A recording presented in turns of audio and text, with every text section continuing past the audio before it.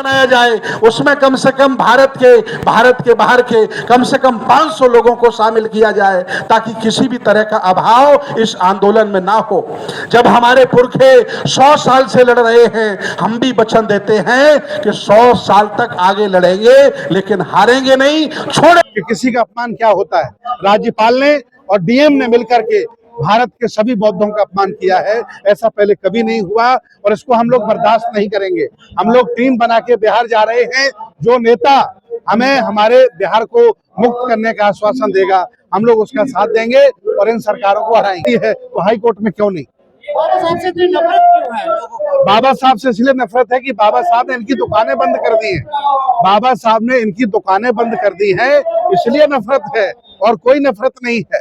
अम्बेडकरवाद ब्राह्मणवाद की दुकानें बंद करता है, उनको सामान लाता है, इनका ऊंचापन खत्म हो जाता है, इसलिए अम्बेडकरवाद से नफरत करते हैं।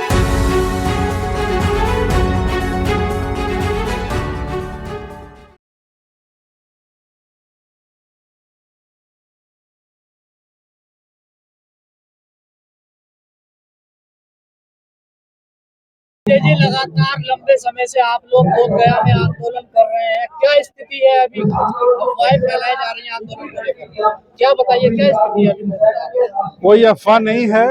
एक्चुअली हम लोग प्लानिंग बनाते रहे, तब तक हमारे दुश्मनों ने गेम कर दिया है और ये प्लानिंग हम लोग समझ नहीं पाए और ये षड्यंत्र हुआ है बहुत बड़ा। अब आज समझ में आ रहा है कि षड्यंत्र हुआ है और आने वाले समय में उसका खुलासा भी होगा और हम सब लोग मिलकर के पुरखों की विरासत को बचाने का काम करेंगे। क्या लगता है मुक्त हो पाएगा बोधगया या ऐसे ही हो जाएगा? नहीं, बोधगया मुक्त होगा और मजबूरन सरकार को मुक्त करना पड़ेगा। ये लड़ाई एक व्यक्ति की नहीं है, ये लड़ाई भंते सुमित रतन की नहीं है, ये लड़ाई देश भारत के सभी अम्बेडकरवादियों की है, दुनिया के बौद्धों की है, इसलिए मजबूरन हमें झुकना पड़ेगा। आज ये जंतर मंतर पर आप लोग इकट्ठा हुए, क्या मकसद है इसका? जंतर मंतर पर इसलिए सब लोगों को बुलाया गया है कि जो आंदोलन है अब तक व्यक्तिवादी था, एक व्यक्ति के द्वारा चलाया जा रहा था। ये मांग उठी कि एक समन्वय कमेटी बननी चाहिए, उसमें लगभग 100 बौद्ध भिक्षु रहे, 500 उपासक रहे और पूरे भारत के लोग शामिल हों। तो कल 2 दिवसीय हमारी चिंतन शिविर है अम्बेडकर भवन में।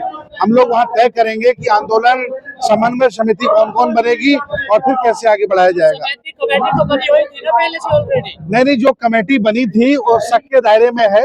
ऐसा महसूस हो रहा है कि वो नागपुर से चलाई जा रही है, इसलिए सभी लोगों ने मिलकर ये नियम लिया कि अब विरासत को बचाने के लिए समन्वय समिति बनानी पड़ेगी। आपके एक साथी जेल में है, क्या उनको छुड़ाने? नहीं, मेरा साथी जेल में है, वकील कर लिए गए हैं और बेल के लिए डेट मांगी गई है। मैं आपको बताना चाहता हूँ इस समय डिस्ट्रिक्ट कोर्ट, हाई कोर्ट सब छुट्टी पर हैं, हर जगह छुट्टी चल रही है, वकील सब घूमने गए हैं, कोर्ट सब बंद है, इसलिए दिक्कत हो रही है। ये तो बिना चार अभी तक बाहर आ जाते। हमारी बराबर बात हो रही है और जो टीम ऑब्जर्वेट कर रही है सबसे हमारी बात हो रही है। बड़े गंभीर आरोप लगा दिए हैं बिनाचार्य जी पर। नहीं, गंभीर आरोप तो उन पर भी लगा देते हैं, वो अर्बन नक्सल कहते हैं, धर्मांतरण का आरोप लगा देते हैं। जिनकी सरकार होती है वो कोई भी मुकदमा दर्ज कर सकते हैं, तो ये सरासर गलत हुआ है और इसका हम विरोध करते हैं, इसलिए आज जंतर मंत्र पर आए।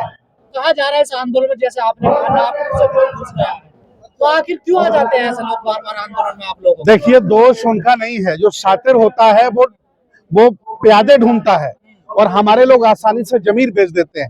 क्योंकि ये समाज जातिवादी है, व्यक्तिवादी है, वर्गवादी है। ये बुद्ध अम्बेडकर से इतर होकर ये जातिवादी मानसिकता से जुड़ जाता है, तो आसानी से वो फंसा लेते हैं और वो पैसे का लालच, पद का लालच दे देते हैं, तो हमारा भोला भाला व्यक्ति उनके गिरोह में जुड़ जाता है। वही हमारे इस आंदोलन में हुआ है। आज इतना बड़ा प्रोग्राम जंतर मंतर पर हुआ, आकाश लामा इस प्रोग्राम में नहीं आया? आकाश लामा जी को बुलाया गया था, भंते प्रज्ञाशील को बुलाया गया था, जो नहीं आए इसका मतलब वो काले लोग हैं, गंदे लोग हैं, उनके चेहरे पर कालिक है। और जो अच्छे लोग हैं, ईमानदार लोग हैं, जिन्होंने कभी किसी के साथ धोखा नहीं किया, वो इस कार्यक्रम में है। अब हम समन्वय समिति बनाएंगे, मिलकर अकेला बोधगया ही नहीं भारत की सभी विरासतें मुक्त कराएंगे। आकाश लामा या प्रज्ञाशील नहीं चाहते बोधगया ब्राह्मण मुक्त? वो चाहते हैं जो ब्राह्मण चाहता है। अब ब्राह्मण क्या चाहता है ये पूरा भारत जानता है। वो तो उसे एक रंग में रंगना चाहता है, वो आपको गुलाम बनाना चाहता है, आपकी नौकरी छीनना चाहता है, वो आपको बर्बाद करना चाहता है। तो उनसे हमें क्या लेना देना, ये साफ हो गया है।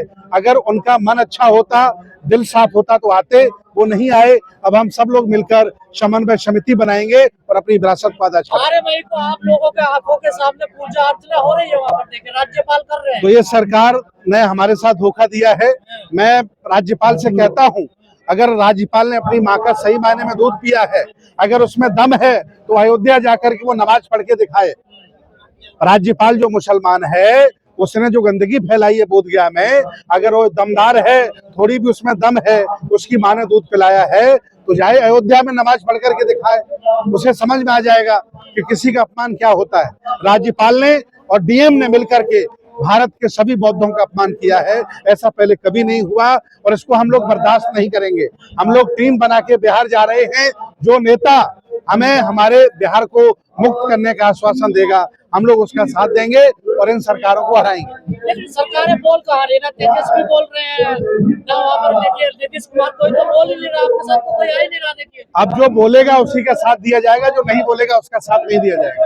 तो क्या लगता है कांग्रेस आ गई है साथ में? कांग्रेस अगर बोलेगी तो कांग्रेस का साथ दे देंगे, बहन जी बोलेंगे तो बहन जी का साथ दे देंगे। जो विश्वास दिलाएगा, जो घोषणा करेगा, अब बौद्ध समाज उसी का साथ देगा। एक आंदोलन आपका बोध गया में चल रहा है, ग्वालियर में भी चल रहा है, बाबा साहब की मूर्ति नहीं लग पा रही है। अब जो लोग बाबा साहब को पढ़ करके कोट पहनते हैं, बाबा साहब को पढ़ करके वकील बनते हैं, अगर वही गद्दारी कर रहे हैं तो मैं क्या करूं।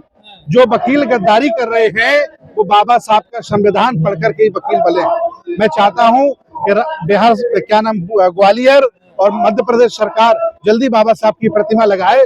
जब बाबा साहब की प्रतिमा सुप्रीम कोर्ट में लग सकती है तो हाई कोर्ट में क्यों नहीं। बाबा साहब से इतनी नफरत क्यों है लोगों को? बाबा साहब से इसलिए नफरत है कि बाबा साहब ने इनकी दुकानें बंद कर दी हैं। बाबा साहब ने इनकी दुकानें बंद कर दी हैं, इसलिए नफरत है और कोई नफरत नहीं है। अम्बेडकरवाद ब्राह्मणवाद की दुकानें बंद करता है, उनको सामान लाता है, इनका ऊंचापन खत्म हो जाता है, इसलिए अम्बेडकरवाद से नफरत करते हैं। और एक तरफ तो आप लोगों से डर भी रहे ना, लोग आप कलश यात्रा रोक लेते हैं लोगों को। नहीं रोकेंगे भाई। देखिए अभी तक तो हम भगवान बुद्ध के अनुयायी हैं, शांति से काम कर रहे हैं और जब ये लोग सर पर चढ़ते आएंगे तो आधी आबादी से भी ज्यादा लगभग 100 करोड़ लोग यहाँ बहुजन हैं। अगर हम लोग भी इन्हीं की तरह हाथ में डंडे उठा लें और इनका हाथ मरोड़ना शुरू कर दें तो भारत के क्या हालात होंगे। लेकिन हम बुद्ध के अनुयायी हैं, संविधान को मानने वाले हैं, हिंसा नहीं करेंगे और बड़े ही शांतिपूर्ण तरीके से अपने अधिकारों के लड़ेंगे। बिहार सरकार के बारे में आपका क्या स्टेटमेंट जी, बिहार सरकार के ऊपर आपका क्या स्टेटमेंट? बिहार सरकार निकम्मी है, झूठी है, धोखेबाज है, इसे बदलना चाहिए। धन्यवाद।